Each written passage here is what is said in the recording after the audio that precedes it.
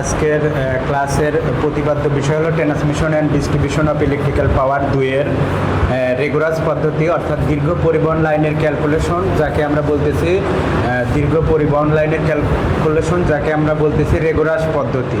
তো বিজ্ঞানী রেগুলার একটা আমাদের পদ্ধতি আবিষ্কার করছে যেটা দীর্ঘ পরিবহন লাইনের মাধ্যমে আমরা হিসাব নিকাশ করে থাকি। তো আমাদের সেমিস্টার ফাইনালের সবচাইতে গুরুত্বপূর্ণ একটা অধ্যায় সেটা হলো দীর্ঘ পরিবহন লাইন। আমরা ইতিপূর্বে করে আসছি স্বল্প দৈর্ঘ্য পরিবহন লাইনের ক্যালকুলেশন যেটা ছিল পাওয়ার টিডির 1-এ ছিল। এরপরে আমরা টি সেকশন করছি, পাই সেকশন করছি, ঠিক আছে না? কিন্তু আমাদের সেগুলা ছিল কি 0 থেকে 100 কিলোমিটার, 20 কিলোমিটার ছিল স্বল্প দৈর্ঘ্য, তারপরে 20-এর উপরে থেকে 50 কিলোমিটার ছিল হচ্ছে আমাদের কি স্বল্প মধ্যম পরিবহন লাইন, আর দীর্ঘ পরিবহন লাইন হচ্ছে 100 কিলোমিটারের উপরে। 100 কিলোমিটারের উপরে। তো আজকে আমরা দীর্ঘ পরিবহন লাইনের যে এই রেগুলার পদ্ধতি, এটা আমাদের সেমিস্টার ফাইনালে হয় একটা গণিত থাকে, নতুবা আমাদের থাকে হলো একটা এই সমীকরণটা আসে যেটা রেগুলার পদ্ধতির বা দীর্ঘ পরিবহন লাইনের ক্যালকুলেশন। তো আমরা আজকে কথা না বাড়িয়ে আজকে এই সমীকরণটা করব। শিক্ষার্থীদের আরেকটা উদ্দেশ্য বলতে চাচ্ছি যে আমাদের দক্ষ হতে হবে এবং যে কোনো ক্যালকুলেশন বুঝে বুঝে পড়তে হবে। মুখস্থ প্রতিভাকে ধ্বংস করে। আর আমার এই ভিডিওটা যারা দেখতে পাচ্ছেন, যা হয়তোবা বিভিন্ন ইনস্টিটিউটের শিক্ষার্থীরা চলমান সেমিস্টারের যারা অধ্যয়নরত আছে তারা দেখবেন, দেখে যদি উপকৃত হয় তাহলে আমার এই ন্যূনতম কষ্টটুকু সার্থক বলে বিবেচনা করব। যাই হোক, এখন আমরা শুরু করব। তাহলে দীর্ঘ পরিবহন লাইনের সমস্ত এটা হচ্ছে আমাদের সার্কিট। আমাদের টোটাল ইম্পিডেন্সটাকে আমরা এক জায়গায় কেন্দ্রীভূত করছি মাঝখানে, আর হচ্ছে অ্যাডমিটেন্স সেটা হচ্ছে ওয়াই ডিএক্স এবং হচ্ছে জেড ডিএক্স। এটা আমাদেরকে লোড প্রান্ত অর্থাৎ গ্রাহক প্রান্ত, লোড প্রান্তে এই রিসিভিং প্রান্তের ভোল্টেজটাকে আমরা কি বলবো? ভিআর, অর্থাৎ রিসিভিং প্রান্তের ভোল্টেজ। আর সেন্ডিং প্রান্তের ভোল্টেজকে আমরা কি বলবো? ভিএস। এখন এই যে এই অ্যাডমিটেন্স সমতুল্য কি বলতেছি আমরা? অ্যাডমিটেন্স। আর এই জেড ডিএক্স কে বলতেছি আমরা ক্ষুদ্র ইম্পিডেন্স, আর ওয়াই ডিএক্স কে বলবো আমরা ক্ষুদ্র অ্যাডমিটেন্স। আর আমরা চিন্তা করব ক্ষুদ্র পুরুত্বের ডিএক্স, কল্পনা করি যে এখানে আমাদের যে এলিমেন্টগুলো আছে সেটাকে ক্ষুদ্র পরিকল্পনা করছি, আর লোড প্রান্ত থেকে এক্স মিটার দূরে অবস্থিত এই ডায়াগ্রামে। এখন আমাদের এই সমীকরণটা অনেক লম্বা হয়ে যায়, তবুও আমাদের করতে হবে, জানতে হবে। আর এটা জানার মাধ্যমে হয়তোবা শুধু সেমিস্টার ভিত্তিক না, আমাদের জ্ঞানের পরিসরটা বৃদ্ধি পাবে। তাহলে আমরা প্রথম অবস্থায় ধরি, কি বলতেছি? ধরি যে লোড প্রান্ত হতে এক্স মিটার দূরে অবস্থিত, ঠিক আছে? লোড প্রান্ত হতে এক্স মিটার, এই এক্স মিটার দূরে অবস্থিত, অর্থাৎ ডিএক্স পুরুত্বের কি বলতেছে? ডিএক্স পুরুত্বের ক্ষুদ্র ইম্পিডেন্স। কি বলতেছে? ইম্পিডেন্স। ইম্পিডেন্স কি আমরা জানি যে এসি সার্কিটের সম্মিলিত বাধাকে ইম্পিডেন্স বলতেছে। এসি সার্কিটের সম্মিলিত বাধাকে ইম্পিডেন্স বলতেছে। তাহলে impedance equal to Z dx.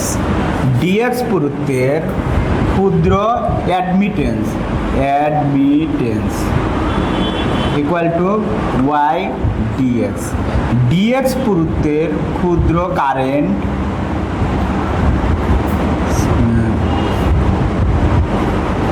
Current কি হবে? ডিআই। আর ডিএক্স পুরুত্বের ভোল্টেজ হবে ডিভি। অর্থাৎ এইখানে আমাদের ভি প্লাস ডিভি নিকটবর্তী কারেন্ট, অর্থাৎ লোড প্রান্ত থেকে, আর এখানে আই প্লাস ডিআই। এখন আমাদের এই আই প্লাস ডিআই ডিএক্স পুরুত্বের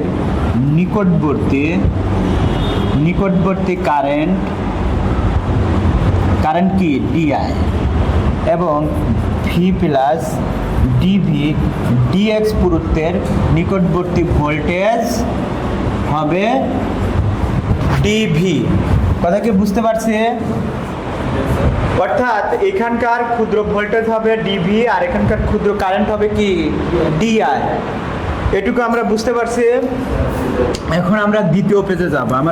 আমি শুরুতেই বলেছিলাম যে সমীকরণটা একটু লম্বা হবে, তবু আমাকে করতে হবে বা আমাদের জানতে হবে। আর ইঞ্জিনিয়ারিংয়ের বিষয়টা হলো যে আমাদের কোনোটা স্কিপ করা যাবে না, সহজ হোক কঠিন হোক এগুলো আমাদের জানতে হবে। আর ইঞ্জিনিয়ারিংয়ের কোনো টপিক্সই কিন্তু ওই রকম কঠিন না, আবার খুব সহজও না, বিষয়গুলো বুঝতে হবে খুব। আর এটা ম্যাথট্রাম একটা অঙ্ক হয়তো বা আপডেট বলতে পূর্বের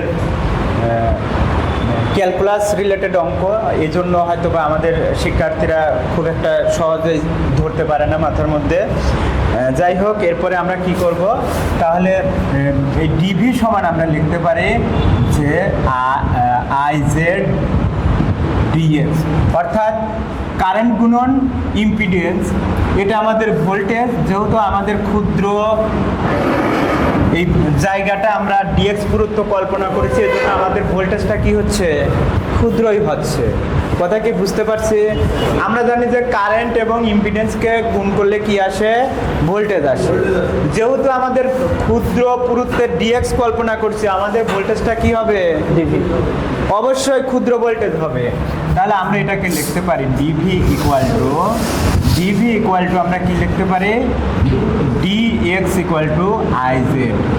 এটুকু আমরা বুঝতে পারছি কিনা দেখো, অর্থাৎ ডিএক্সটাকে আমরা এই পাশে নিয়ে আসছি। তাহলে আমরা d v by d x equal to i z, ঠিক আছে।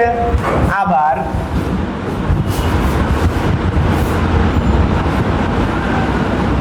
এগিন, তাহলে ক্ষুদ্র কারেন্ট কি আসবে, ভোল্টেজ গুণন ইম্পিডেন্স, অ্যাডমিটেন্স, সমতুল্য অ্যাডমিটেন্স গুণন হচ্ছে ভোল্টেজ।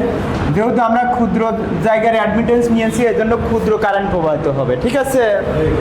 এখন এই d i by d x equal to v y, সমীকরণ নম্বর 2, 1 নং ইকুয়েশন হতে পাই। 1 নং ইকুয়েশনে আমরা কি পেয়েছিলাম, d v divided d x i z. তাহলে আমরা আবার অন্তরীকরণ করব কি এক্স এর সাপেক্ষে, d x into d x i z. এটুকু আমরা বুঝতে পারছি তো, যে উভয় পক্ষকে অন্তরীকরণ করছি। তাহলে D A V d x square, এটাকে করলে এটা আসে। তাহলে আমরা জেড যেহেতু কনস্ট্যান্ট, ভেরিয়েবলটা কি কারেন্ট, এই জন্য আমরা কারেন্টকে ধরলাম। ডি আই, এটার মান কি আমরা বি ওয়াই লিখতে পারি, হ্যাঁ, d square v d x square equal to z into v y. এই বুঝতে পারছি, হ্যাঁ, ভোল্টেজ ইন্টু অ্যাডমিটেন্স। তাহলে এই d square v by D x square equal to v into y z লিখতে পারি। সমীকরণ নম্বর 3 দিলাম। এখন 3 নং ইকুয়েশনের 3 নং ইকুয়েশনকে ডিফারেন্সিয়াল ইকুয়েশন করিয়া পাই। এটা করলে কি হবে, এটা আমাদের ডিফারেন্সিয়াল ইকুয়েশনের একটা পার্ট। তো এই পার্টটা আমরা যদি ভাঙি অনেক লম্বা হয়ে যাবে, এই জন্য আমরা ভোল্টেজ সমান লিখতে পারি K1 cos hyperbolic x root upper Y Z plus K2 sine hyperbolic X Y Z. সমীকরণ নম্বর 4। এটুকুকে আমরা বুঝতে পারছি, এটাকে ভাঙলে আমাদের এটা আসে, ঠিক আছে। এখন এটাকে আমরা ডিফারেন্সিয়েশন করব কার সাপেক্ষে? এক্স এর সাপেক্ষে। তাহলে আমরা কি করব? D by D X V D dx কি লিখতে পারি? K one cos H x root Y Z plus কে two sine H x root Y Z. এটুকু বুঝতে পারছি, উভয় পক্ষকে অন্তরীকরণ করছি, হ্যাঁ। আচ্ছা, এখানে আসলাম। এইখানে যদি আসে তাহলে আমাদের এখানে আমরা বলতে পারি যে ডিভি ডিএক্স ইকুয়াল টু, এই যে এখানে খেয়াল করো, এইখানে আমরা কি লিখছি যে d v d x equal to sine h k one, দেখো k one cos hyperbolic x root upper Y z এই পর্যন্তই আছে। তাহলে আমরা এটাকে লিখবো হচ্ছে x root upper Y Z into root upper Y z. এই যে এইটুকু হচ্ছে গা আমার মূল টান, পরবর্তীতে আবার যখন এইটুকু করা হয়েছে তখন এই রুট আপার ওয়াই জেড আসবে। এরপরে সাইনকে করলে কি হয়? কস, অবশ্যই এখানে কে টু আছে, কস h x root upper Y Z into root upper Y Z. দেখো এটুকু বুঝতে পারছো কিনা? হ্যাঁ, তাহলে এই ডিভি বাই ডিএক্স এর ভ্যালু কি ছিল আমাদের? আই জেড ছিল। তাহলে আমরা এখানে লিখবো হচ্ছে আই জেড। আচ্ছা, এই পাশে দেখো এইখানে একটা কমন আছে আর এইখানে একটা কমন আছে, এই জন্য আমরা এই রুট আপার ওয়াই এই জেডকে আমরা কমন নিলাম, ঠিক আছে। কমন নিলে পরে কি আসে? K one sine H x root upper Y Z plus কে টু কোয়াস কি H x root upper Y Z. এটুকু আমরা লিখতে পারি, হ্যাঁ। এখন এই আই সমান আমরা লিখতে পারি যে root upper Y Z divided Z. এই পাশটা ওই পাশে গেলে কি হয়? ভাগ হয়ে যায় না? তাহলে ভাগ হয়ে গেছে into K one sine H x root upper Y Z plus কে two cos H x root upper Y Z. এখন আমরা আই সমান লিখতে পারি root upper Y Z into root upper Y Z. আর এখানে যেহেতু সিঙ্গেল আছে আমরা ডাবল করলে এরকম লিখতে পারি। আবার রুট জেড কি হয়? শুধু জেড হয়ে যায় কিন্তু, হ্যাঁ। তাহলে এটা একটা কেটে গেল, হ্যাঁ। K one sine H x root upper Y Z plus কে two cos H x root upper Y Z. দেখো আই সমান আমরা কি লিখতে পারি বলো তো? আই সমান কি লিখতে পারি? Root upper y by z k one sine H x root upper Y Z plus K two cos h x root upper z, ঠিক আছে। এখন আসো সমীকরণ নাম্বার কত হবে? এখানে কিন্তু 4 ছিল, তাহলে আমার হবে কত? 5, হ্যাঁ। এটা হবে 5।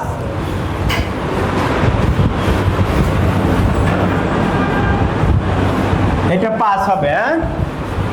এখন আমরা দুইটা সমীকরণ পেয়েছিলাম, একটা হচ্ছে ভোল্টেজের সমীকরণ যেটা 4 নং সমীকরণ হতে পেয়েছি, আর একটা 5 নং সমীকরণ একটা কারেন্টের সমীকরণ অলরেডি আমরা পেয়ে গেছি। কিন্তু এখন যখন এই এক্স কি হবে? এক্স সমান 0 হবে, এক্স সমান কি হবে? 0 হবে, তখন এখন হোয়েন লিখলাম যখন এক্স সমান 0, অর্থাৎ যখন কোনো দূরত্ব থাকবে না, এই ডিএক্স প্রান্তে যখন দূরত্ব থাকবে না তখন আমাদের কি আসবে জানো? এই ভি সমান রিসিভিং প্রান্তের ভোল্টেজ এবং কি আসবে বলো? কারেন্ট সমান কি আসবে? রিসিভিং প্রান্তের কারেন্ট আসবে যখন আমাদের এই লোড প্রান্ত থেকে এর দূরত্বটা শূন্য হবে, ঠিক আছে। আর যদি দূরত্বটা বাড়ে কি আসবে, এল মিটার হয়, সেটা আমরা পরে দেখব। তাহলে এই যে এক্স ভি এবং আই এর মান আমরা কত নং সমীকরণে, ভোল্টেজের সমীকরণ আমরা পেয়েছি 4 নং সমীকরণ, সেইখানে আমরা বসাবো। হ্যাঁ, বসায়ে পাই, বসিয়ে পাই transmission of distribution of electrical power 2, সাবজেক্টের নাম হচ্ছে 2। সাবজেক্টে আমরা টিডি বলে আখ্যায়িত করে থাকি। অন্যান্য অনেকে শর্টকাট বললে অনেকে বুঝতে পারে না যে টিডির অর্থ কী, কিন্তু সাবজেক্টের নাম হচ্ছে transmission and distribution of electrical power 2। এটা আমরা হচ্ছে দ্বিতীয় অধ্যায়ের একটা গাণিতিক সমীকরণ করছি এখানে। তাহলে আমরা কি লিখতে পারি, এই ভি সমান কি লিখতে পারি বলো তো? এই যে K1 cos এইচ, এক্স এর ভ্যালু কত? 0 রুট আপার ওয়াই জেড। এই যে এখানে এক্স এর ভ্যালু কত? 0 ছিল না? 0, এইটা। তারপর কি আছে? প্লাস চিহ্ন আছে K2 সাইন এই 0 ওয়াই জেড। দেখো এই পর্যন্ত আছে না এটা? এখন এই K1 cos 0 হয়ে যায়, এই ভ্যালুটা কি হয়ে যায়? এই হাইপারবোলিক 0, এটার সাথে যদি আমি এটা 0 গুণ করে 0 হয়ে যায়, প্লাস K2 এই সাইন এই 0 হয়ে যায়। সাইন এই 0-র মান 0 আর cos এই 0-র মান কত? 1। তাহলে আমরা লিখতে পারি যে K1 × 1, আর এটাকে আমরা ভি আর লিখতে পারি। হ্যাঁ, অর্থাৎ K1 এর মান কত বলো তো? রিসিভিং প্রান্তের ভোল্টেজ। K1 সমান কি লিখতে পারি? রিসিভিং প্রান্তের ভোল্টেজ। এরপর আমাদের কি করতে হবে? এই মানগুলো এক্স ভি এবং আই এর মানগুলো কত নং সমীকরণে বসাবো?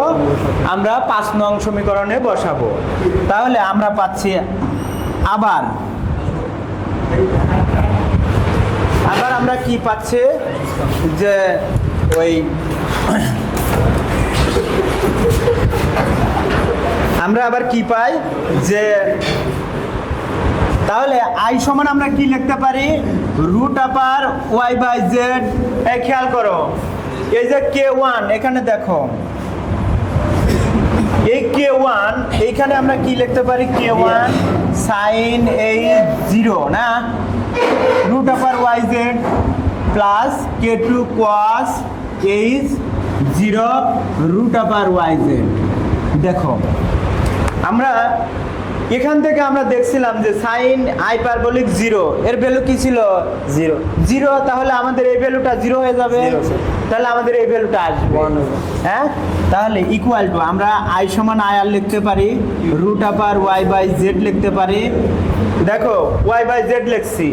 এখন এই K1 গুণন 0 লিখতে পারি, প্লাস K2 গুণন 1।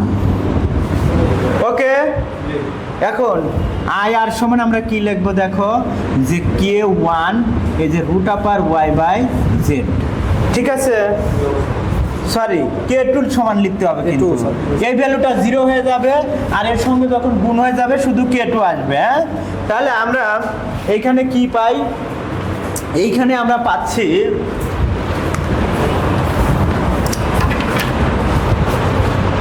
K2 y by z equal to আমরা লিখতে পারি আই আর। খেয়াল করো, তাহলে K2 equal to i r into কি লিখতে পারি বলো তো? এই জেডটা উপরে যায় ওয়াই, এই জেড তখন তো ওই পাশে গেলে উপরে যাবে আর ওয়াই নিচে আসবে, ঠিক আছে। এটা ম্যাথমেটিক্যাল টার্ম। এখন K1 এবং K2 এর মান কত নং সমীকরণে বসাবো? আমরা একবার এই 4 নং সমীকরণে বসাবো, আর একবার কত নং? 5 নং। তাহলে আমরা লিখব যে 4 এবং 5 এ বসিয়ে পাই। সমীকরণটা একটু লম্বাই হয়ে যায় না? ইজি আছে তাহলে সহজ আছে, আমার কাছে সহজ মনে হয়। তাহলে আমরা আমার কাছেও স্যার। এইখানে ভি সমান আমরা কি লিখতে পারি বলো তো? ওই যে ভি সমান কে, 1 এর মান কি ছিল? ভি আর ছিল। দেখো ভি আর ছিল, হ্যাঁ, ওয়াজ এইচ রুট ওয়াই কি জেড, অর্থাৎ ইম্পিডেন্স। কে টুর মান কি ছিল? Plus i r root upper কি লেখা যায় বলো?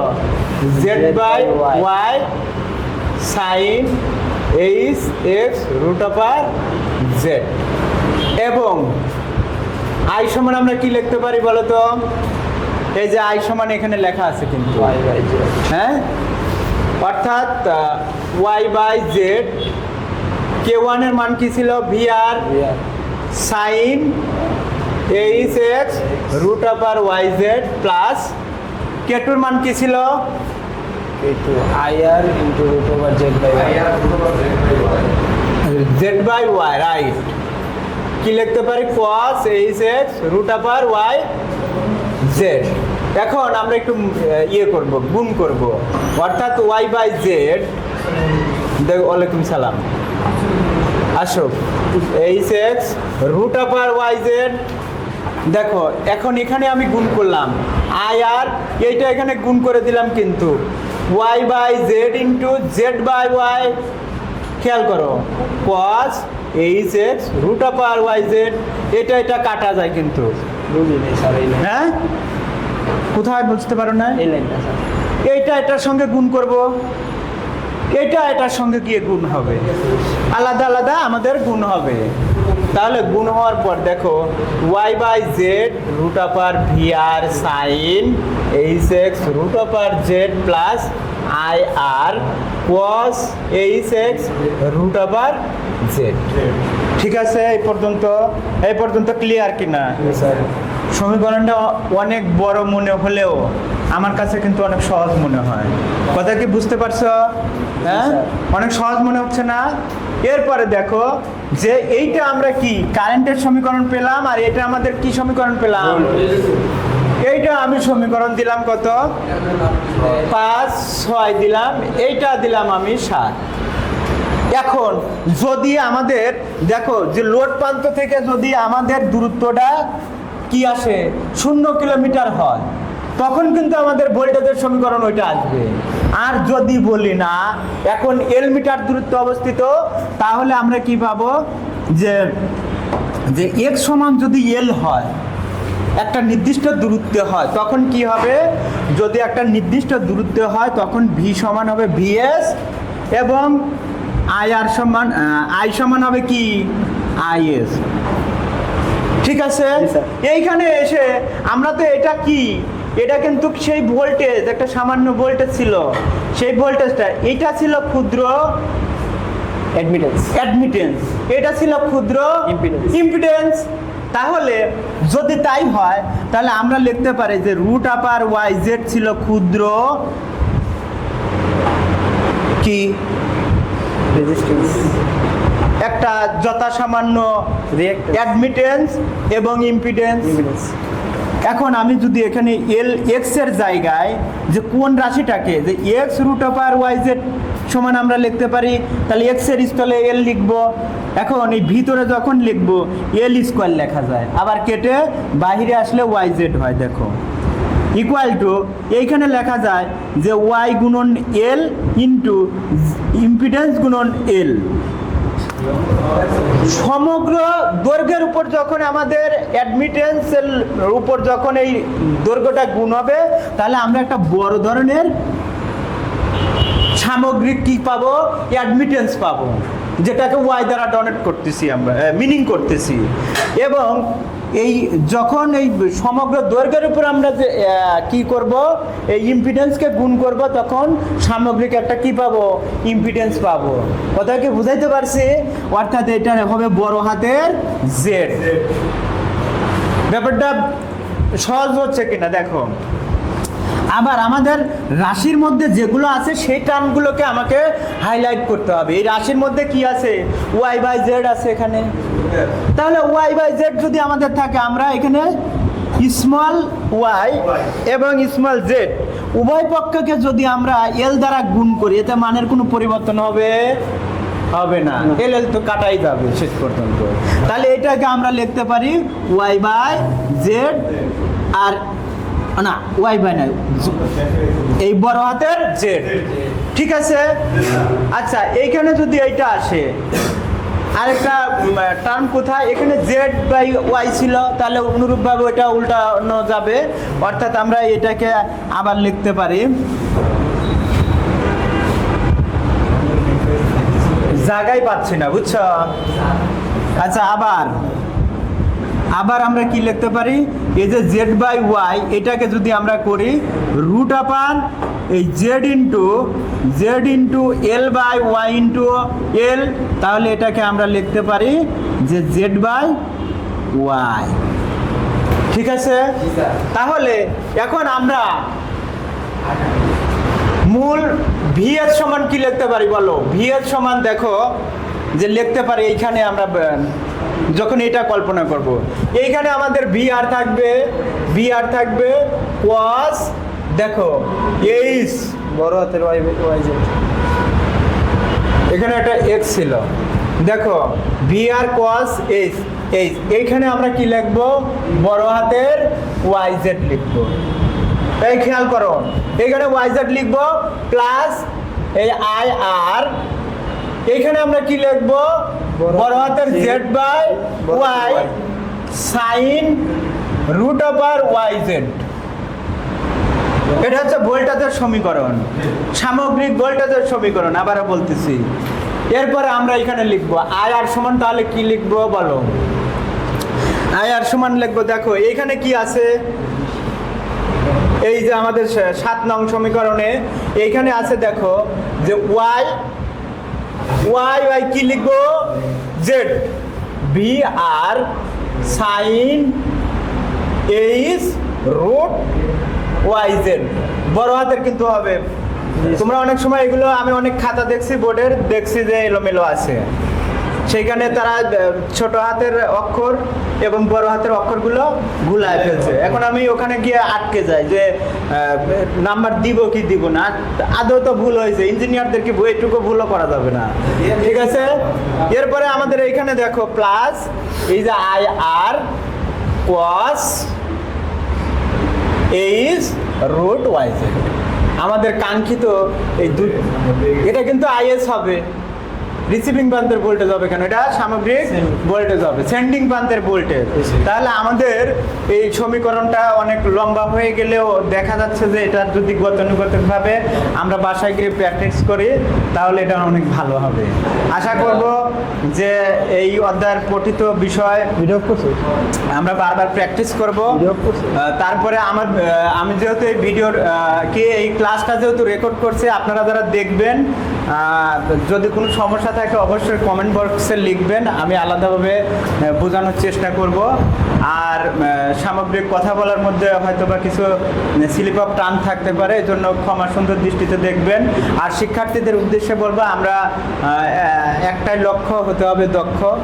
আর বিশেষ করে বর্তমান টেকনোলজি অনেক আপডেট হয়েছে, সেই সাথে আমাদেরও আপডেট হতে হবে। তো সবাইকে ধন্যবাদ, আল্লাহ হাফেজ।